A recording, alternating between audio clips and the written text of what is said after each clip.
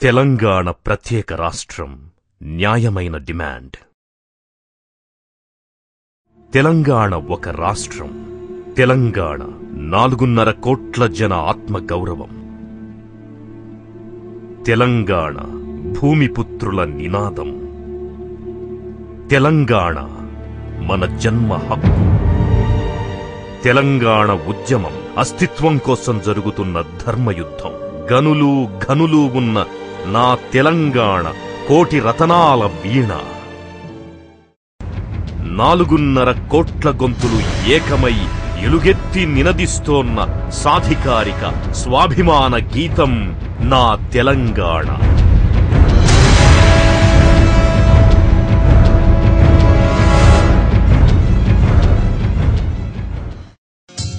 పాలు పెరుగు, పొలం చేను, తీరొక్క పంటలు, ఏటేటా జాతరలు, 1001 వేడుకలు, నడత నేర్పిన నాగేటి చాళ్ళు, బతుకు బంధం బతుకమ్మ ఆట, అలాయ్ బలాయ్ అసోయ్ దులాయ్. యువ తెలంగాణ జంగ్ పతన్ ఎగరేసింది. ఉస్మానియా ఉప్పెనై ఉరకలేసింది. జై తెలంగాణ నినాదాలతో వలస పాలకుల గుండెలదిరినై. ఖాకీలను దింపిండ్రు, పిల్లగాళ్లపై మిలిటరీని పంపిండ్రు.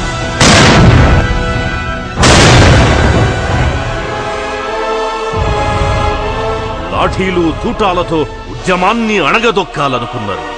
తెలంగాణ దండు కదిలింది. పిడికిలెత్తి ఫిరంగులను ఎదిరించింది.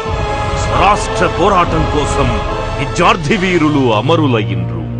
భాగ్యనగరం నుదుట నెత్తుటి కుంకుమ దిద్దిండ్రు.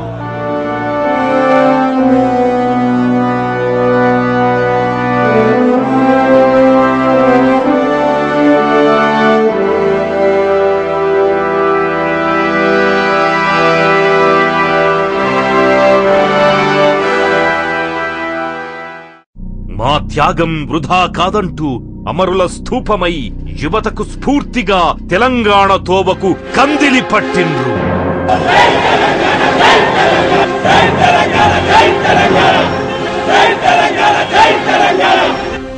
ఇది 1969 తెలంగాణ తొలి ఉద్యమం.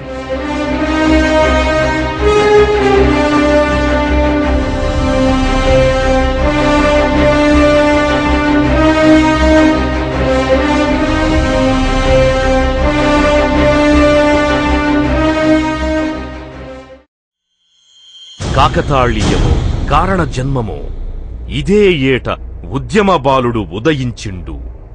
మలిదశ ఉద్యమంలో నాయకుడై సమరశంఖం పూరిస్తుండు. అతనే పాలమూరు ముద్దు బిడ్డ, తెలంగాణ పోరు బిడ్డ.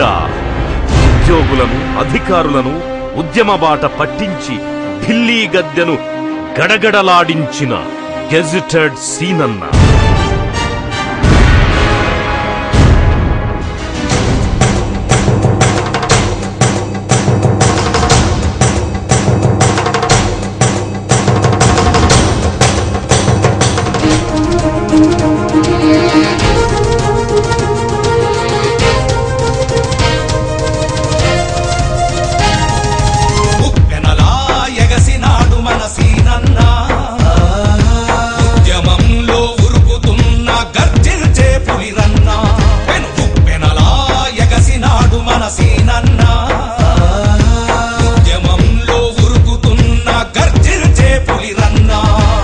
ఈరోజు నీళ్లున్నాయి కానీ ఇక్కడ మా వ్యవసాయం మొత్తం కూడా దెబ్బతినిపోయింది. ఉద్యోగాలు ఉన్నాయి, సీమాంధ్ర ప్రజలు వచ్చి ఇక్కడ పనిచేస్తూ ఉన్నారు. ఫ్యాక్టరీలు అన్ని మా భూములు పోయి ఫ్యాక్టరీలు వాళ్ళు కట్టుకుంటూ ఉన్నారు. గవర్నమెంట్ లోన్లు తీసుకొని ఫ్యాక్టరీలు పెడితే కనీసం ఇక్కడ ఉద్యోగులు ఇచ్చే పరిస్థితి కూడా లేదు. మా పిల్లలందరూ బయట పోయి పనిచేస్తూ ఉన్నారు, దుబాయ్ పోయి బతుకుతూ ఉన్నారు, ఆటో డ్రైవర్లుగా పనిచేస్తూ ఉన్నారు. చదువుకున్నటువంటి వాళ్ళకు కూడా ఉద్యోగం లేకుండా ఈరోజు ఈ దీనావస్థతో తెలంగాణ ప్రజానీకం అంతా ఉంది. ముఖ్యంగా నా పాలమూరు జిల్లాలో 200 కిలోమీటర్లు ప్రవహించే కృష్ణానది ఉన్నా కూడా ఈ గ్రామాలకు పక్కన ఉన్న గ్రామాలకు కూడా నీళ్ళు లేవు. మహబూబ్నగర్ నుంచి ఇప్పటికి కూడా రోజుకు 10 బస్సులు బాంబే పోయి బతుకుతూ ఉన్నాయి. మొన్న కొడంగల్లో బస్సులు బాంబేకి వేయాలి, బస్సులు ఇంకా 2-3 బస్సులు ఎక్కువ అయ్యింది, మాకు పోవడానికి కష్టమవుతుందని వలస పోవడానికి సౌకర్యం గురించి కొట్లాట చేసి ధర్నా చేసిన సంఘటన కూడా ఈరోజు మా పాలమూరు జిల్లాలో ఉంది. అన్నీ ఉన్నటువంటి మా జిల్లాలో ఈరోజు ఈ పరిస్థితి ఉంది కనుక మా జిల్లాతో పాటు అన్ని జిల్లాలు కూడా ఇదే పరిస్థితి ఉంది కనుక అన్ని వనరులున్నా, బొగ్గున్నా విద్యుత్ లేదు, నీళ్లున్నా మాకు ప్రాజెక్టులు లేవు, ఉద్యోగాలున్నా మాకు ఉద్యోగాలు లేవు. అన్నిటికన్నా ముఖ్యంగా మాకు ఆత్మగౌరవంతో ఈరోజు బతికే పరిస్థితి కూడా మాకు లేదు కనుక తెలంగాణ రాష్ట్రాన్ని సాధించుకోవడమే నా ఒక ముఖ్య కర్తవ్యం. నేను పుట్టింది కూడా 69 ఉద్యమంలో పుట్టాను. నేను చిన్నప్పుడే నేను పుట్టిన ఒకటో రోజు రెండో రోజే మా నాన్న టీచర్గా ఉండి బస్సులు ఆపడానికి తెలంగాణ ఉద్యమంలో పాల్గొంటూ ఉంటే ఆయనను కత్తితో పొడిచి, తుపాకీకి ముందున్నటువంటి కత్తితో పొడి చేసి పడేసిపోతే ఆ పడినటువంటి వ్యక్తి పోలీస్ స్టేషన్లోకి వెళ్ళి మా గ్రామ ప్రజలందరూ వెళ్ళి నీవు ఉట్టగానే మీ నాయన పొడిచిండ్రా పోలీసు వాళ్ళు అని చెప్పినా కూడా ఆ రోజు మా నాన్న భయపడకుండా మళ్ళీ బయటికి రావడం, తెలంగాణ ఉద్యమంలో పాల్గొనడం, ఆయన ఆ రోజు స్ఫూర్తితోనే నాకు కూడా ఆ ఉద్యమంలో పుట్టినా కనుక నా రక్తంలో కూడా ఈ ప్రాంతానికి నా తల్లి తెలంగాణ జరుగుతున్న అన్యాయం పైన పోరాటం చేసి తెలంగాణ స్వాతంత్రంలో నేను పోరాటం చేసి తెలంగాణ రాష్ట్రాన్ని సాధించి ఈ అసెంబ్లీలో తెలంగాణ జెండా ఎగరేసేంత వరకు కూడా నిర్విరామంగా భయపడకుండా ఎంత అణచివేసినా ఎన్ని కేసులు పెట్టినా కూడా ఈ ఉద్యమంలో పాల్గొని అన్ని వర్గాలని అన్ని జాతులను ఐక్యం చేసి రాష్ట్రాన్ని సాధించాలనేది ఒకటే నా ఒక ఉద్దేశం. ఇది ఈనాటి ఆవేశం కాదు, ప్రతి క్షణం ఆయనలోని ప్రతి గణం తెలంగాణ రణం గురించే రగులుతుంటుంది. ఆయన జీవితంలోని ప్రతి మలుపులో తెలంగాణ ఉనికి ఉంది. ఒగ్గుపాలతోనే ఉద్యమాలను వంట పట్టించుకున్న శ్రీనివాస్ గౌడ్ పాలమూరు పోరు బిడ్డ. ఇది మహబూబ్ నగర్ జిల్లా అడ్డాకుల మండలంలోని రాచాల.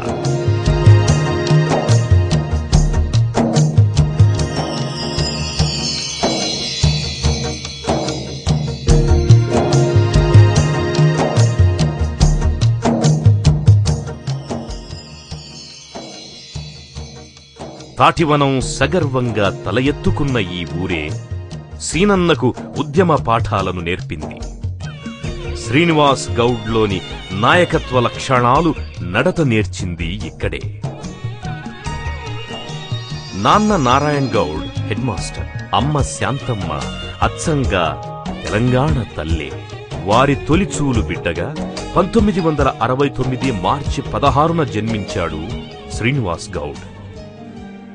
రాచాల గ్రామంలో మొత్తం కూడా అందరి కులవృత్తుల మీద ఆధారపడి బతికేది వాళ్ళందరూ కూడా. ఆ రోజుల్లో కూడా నీళ్ళ గురించి గొడవ ఉండేది.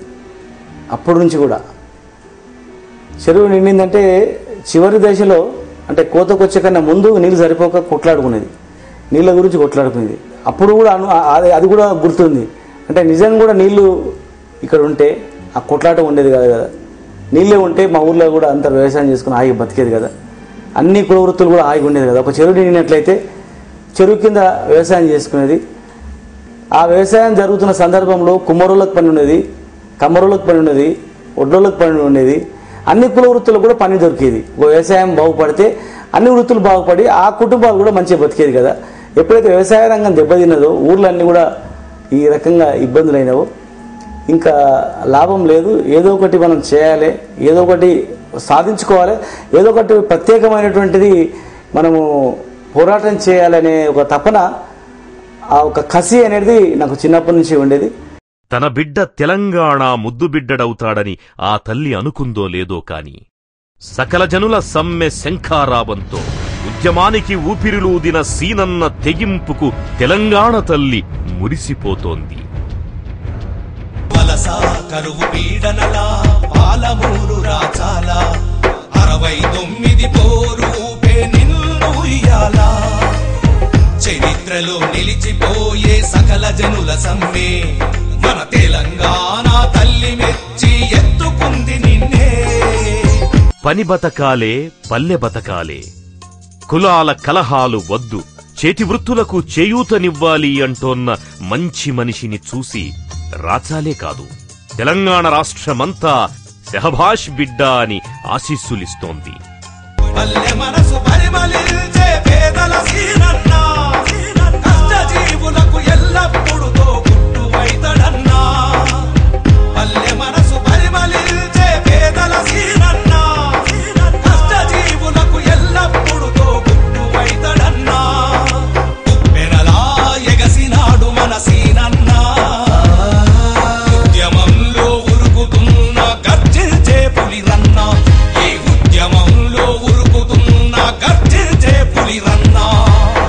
ఉద్యోగంలో, ఉనికిలో, కుటుంబంలో శ్రీనివాస్ గౌడ్ జీవన నేపథ్యంలో తెలంగాణ ఉద్యమం ఇమిడి ఉంది. సీనన్నకు తోబుట్టువులు ఒక చెల్లె, ఒక తమ్ముడు. కాని ఇప్పుడు ఉద్యమ నేతగా ఆయన తోడుగా 4.5 కోట్ల తెలంగాణ బిడ్డలున్నారు. 30,000 మంది ఉద్యోగులు అన్ని వేళలా వెన్నుదన్నుగా ఆయన వెంట నడుస్తుండ్రు. మేము సంఘం పెట్టిన తర్వాత ఎక్కడ చిన్న మా అధికారికి అన్యాయం జరిగినా, చిన్న ఇబ్బంది వచ్చినా ఇమ్మీడియట్గా ఆఫీస్కి పోవడం, ఆ పై స్థాయి అధికారిని నిలదీయడం, మా అధికారికి అండగా నిలవడం మూలన ఈరోజు ధైర్యంగా పనిచేస్తూ ఉన్నారు. ధైర్యంగా వాళ్ళు ప్రజలకు సేవలు అందిస్తూ ఉన్నారు.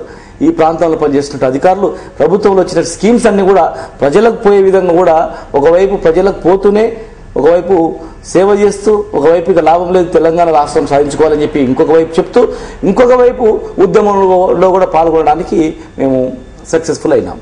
ఉద్యోగం, ఉద్యమం ఆయన 2 కళ్ళు. ఉద్యోగం ప్రతి వ్యక్తికి అవసరం. కష్టాల్లో ఉన్న సాటి వాళ్లను ఆదుకోవడం మనిషి లక్షణం. నేనున్నానని బాధితులకు భరోసానిచ్చే విలక్షణమే ఆయన వ్యక్తిత్వం. తెలంగాణ సాధనపైనే ఆయన ధ్యాస. ఎక్కడ ఉన్నా, ఎంత పరివొత్తిడిలో ఉన్నా ఆయన మనసు తెలంగాణపైనే. జేఏసీలో ఒక కీలకమైన పాత్ర పోషిస్తూ జేఏసీలో తెలంగాణ ప్రజలను ఏకం చేయడానికి శ్రీనివాస్ గౌడ్ చెయ్యని ప్రయత్నం అంటూ లేదు. తెలంగాణ గడ్డ మీద ఉన్నటువంటి కుల వృత్తులే కాకుండా, చేతి వృత్తులు కాకుండా ప్రతి ఒక్కరిని ఈరోజు ప్రజా సంఘాలతో పాటు ప్రతి నాయకుడిని కూడా తను దగ్గరకు తీసి జేఏసీలో మమేకం చేసి జేఏసీ ఉద్యమాన్ని నడుపుతూ ఒక కీలకమైనటువంటి పాత్ర ఈరోజు శ్రీనివాస్ గౌడ్ గారు పోషిస్తున్నారు. జేఏసీ అంటేనే శ్రీనివాస్ గౌడ్, లేకపోతే జేఏసీ లేదనే తీరులో ఈరోజు ఒక మహా ఉద్యమ నాయకుడిగా ఎదిగినటువంటి శ్రీనివాస్ గౌడ్ ఇంకా పైకి రావాలని, ఇంకా విలక్షణమైనటువంటి పాత్ర పోషించాలని, రాబోయే తెలంగాణలో కీలకమైన వ్యక్తిగా తన పాత్ర ఉండాలని చెప్పి నేను ప్రధానంగా వారిని ఆకాంక్షిస్తూ, ఉద్యోగంలో నిబద్ధత, ఉద్యమంలో నిబద్ధత, చేసే పని 10 మందికి ఉపయోగపడాలనే తపనతో కృషి చేసే వ్యక్తి సీనన్న. ఇటు ఉద్యమం, అటు ఉద్యోగం, సేవా కార్యక్రమాలు అలుపెరగకుండా బాధ్యతతో విధులు నిర్వహించే దక్షత అతని సొంతం. తెలంగాణ గెజిటెడ్ అధికారుల సంఘం అధ్యక్షుడిగా, తెలంగాణ ఉద్యోగ జేఏసీ సెక్రటరీ జనరల్గా, తెలంగాణ జేఏసీ జాయింట్ వీల్గా ఉద్యమ శక్తులను ఏకం చేయడంలో శ్రీనివాస్ గౌడ్ పాత్ర కీలకం. తెలంగాణ గురించి కట్టుబడినటువంటి అన్ని ఉద్యోగ సంఘాలు, ముఖ్యంగా ప్రధానంగా ఉన్నటువంటి టీఎన్జిఓ సంఘం స్వామిగౌడ్ గారి ఆధ్వర్యంలో, మరి దేవిప్రసాద్ గారి ఆధ్వర్యంలో, ఆ తర్వాత టీఎన్జిఓస్ తర్వాత గుర్తింపు పొందినటువంటి అతిపెద్ద సంఘం అంటే ఆంధ్రప్రదేశ్లో మాదే. ఎందుకంటే గజిట్ అధికారులకు ఎక్కడ గుర్తింపు లేదు. గుర్తింపు పొందిన మా సంఘంగా ఉద్యోగుల సంఘం, లెక్చరర్స్ ఫోరం, ఇంకా ఎలక్ట్రిసిటీ డిపార్ట్మెంటు, రకరకాల డిపార్ట్మెంట్లో అన్ని డిపార్ట్మెంట్లో ఉన్నటువంటి అన్ని రకాల ఉద్యోగులు, క్లాస్ 4 ఉద్యోగులు, డ్రైవర్ సంఘం, అదేవిధంగా కాంట్రాక్ట్ ఉద్యోగులు, ప్రతి ఒక్క ఉద్యోగులతో, ఉద్యోగ సంఘాలతో, తెలంగాణ జేఏసీ ఉన్నటువంటి అన్ని సంఘాలతో ఒక అన్నదమ్ములుగా సోదరభావంతో కలిసిమెలిసి అందరి ఎజెండా ఒకటే తెలంగాణ, అందరి ఫైటింగ్ ఒకదాని గురించే. కనుక నేను అధికారిని అని, నీవు అటెండర్ అని భేదం లేదు, మనకు అందరం ఒకటే అని చెప్పి ఒక ప్లేట్లో కూర్చొని తిని, ఒక టెంట్ కింద ఒకటే దగ్గర కూర్చొని, కింద కూర్చొని మనం అందరం కలిసి పోరాటం చేయాలన్న ఒక దిశగా, ఒక సమైక్యంగా, ఒక సమిష్టిగా, ఒక మంచి సోదరభావంతోనే మేమందరం కూడా కలిసిమెలిసి ఉన్నాం. ఈ ప్రస్థానంలో తను చూసిన తన పల్లె ఘోష ఉంది. విధి నిర్వహణలో ఎదుర్కొన్న వివక్ష ఉంది. అంతెందుకు ఉద్యమ బాటలోనూ అణచివేత సవాలు విసిరింది.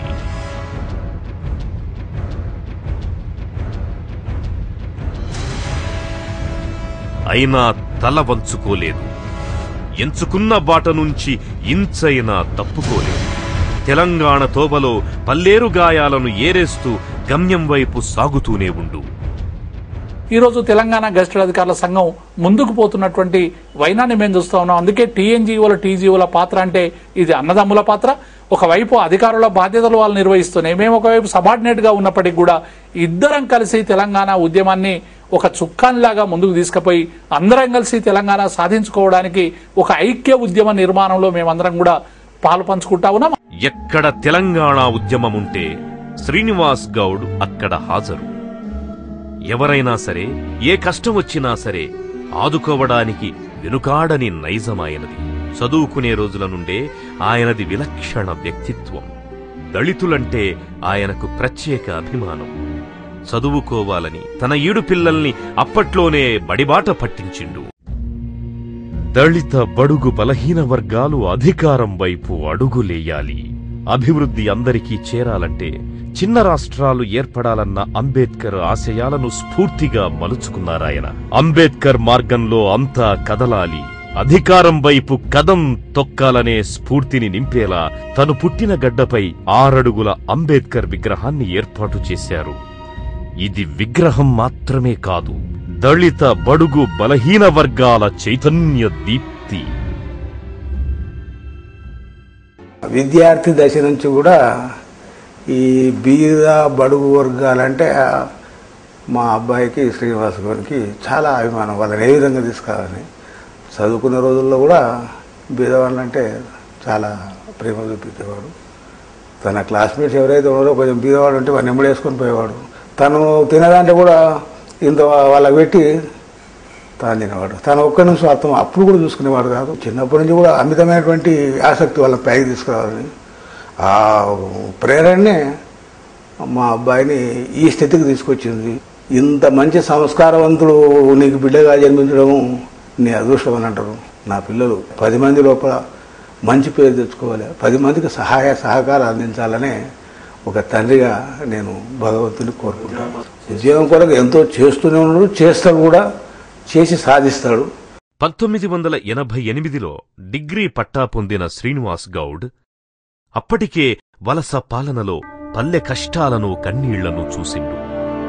1990లో ఉద్యమాల పురిటిగడ్డ ఉస్మానియాలో జర్నలిజంలో పీజీ చేశాడు. గుండెల్లో దాగున్న తెలంగాణ భావం ఓయూకు చేరాక ఆయన మదిలో మహావృక్షమయింది. తెలంగాణలో వనరులు, నీళ్లు, నిధులపై అప్పటినుంచే అధ్యయనం చేసిండు. కొలువొచ్చింది. వికారాబాద్ మున్సిపల్ కమిషనర్గా బాధ్యతలు చేపట్టారు. ఆ తరువాత అల్వాల్, కాప్రా, కుకట్పల్లి మున్సిపాలిటీల్లో కమిషనర్గా తన సత్తా చాటారు. ఎక్కడ పనిచేసినా, అక్కడ ఎలాంటి పరిస్థితులున్నా, ఎన్ని ఒత్తిళ్లున్నా సరే నిరుపేదల సంక్షేమానికే తన మొదటి ప్రాధాన్యమిచ్చేవారు. స్థానిక సమస్యలపై స్పందించారు. హైదరాబాద్ శివార్లలో వెలసిన కంపెనీల్లో స్థానికులకే 80% ఉద్యోగాలివ్వాలని ఉద్యమించారు. బాలానగర్ ఏరియాలో పెద్ద ఎత్తున ఆందోళన కార్యక్రమాలు చేపట్టి ప్రైవేట్ కంపెనీలను ఇందుకు ఒప్పించారాయన. గూడులేని ఎందరో నిరుపేదలు శ్రీనివాస్ సార్ తమకు నీడనిచ్చిన దేవుడని కొలుస్తారు. ఈ అన్న చేయబట్టే చదువుకొని 4 రాళ్లు సంపాదించామని కృతజ్ఞతలు చెప్పే విద్యార్థులు ఎందరో ఉన్నారు. బిడ్డలు ఆదరించడం లేదని వచ్చిన వృద్ధులు ఈ బిడ్డడే తమ బిడ్డడని నిండు మనస్సుతో ఆశీర్వదిస్తారు. గరీబోళ్ళ కలల పంట మన గెజిటెడ్ సీనన్నా, పల్లెలు వర్ధిల్లాలని నడిచే నాయకుడితడన్నా. గరీబోళ్ళ కలల పంట మన గెజిటెడ్ సీనన్నా, పల్లెలు వర్ధిల్లాలని నడిచే నాయకుడితడన్నా. వీరు పేదవాళ్ళంటే వారికి చాలా ఇష్టం. విద్యనే గాని, వైద్యమే గాని, పేదవాళ్ళ వివాహాలకే గాని అలాంటి సందర్భాల్లో వారు అనేక సార్లు సహాయం చేసినట్టు కూడా పరోక్షంగా మేము చూశాం. విద్యార్థి దశలో వలస పాలనతో పల్లె కన్నీరును చూశాడు. ఉద్యోగంలో చేరాక తెలంగాణ ఉద్యోగులపై కొనసాగుతోన్న వివక్షను చూసి గుండె రగిలిపోయింది. తెలంగాణ యువత ఉద్యోగం సంపాదించుడు ఒకెత్తైతే, ఉద్యోగమొచ్చాక వలస అధికారుల దురహంకారాన్ని తట్టుకోవడం సమస్య అయింది. మనం ఉద్యోగం చేస్తున్నామా, ఊడిగం చేస్తున్నామా తెలియని పరిస్థితులుండేవి.